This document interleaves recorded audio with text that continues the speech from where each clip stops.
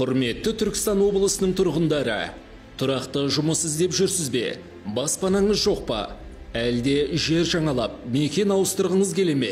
Онда мына ақпарат сіз үшін.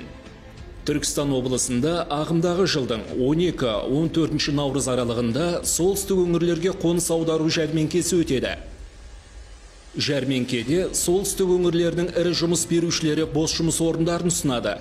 12 наурыз Сарыағаш ауданы, 13 наурыз Сайрам ауданы, 14 наурыз Түркістан қаласы. Қоныс аударушылар үшін 2024 жылы арнайы квоталар бөлінген. Солтүстік Қазақстан облысы, Шығыс Қазақстан облысы, Қарағанды, Павлодар, Қостанай, Абай және Ұлытау өңірлеріне көшуге мүмкіндік бар.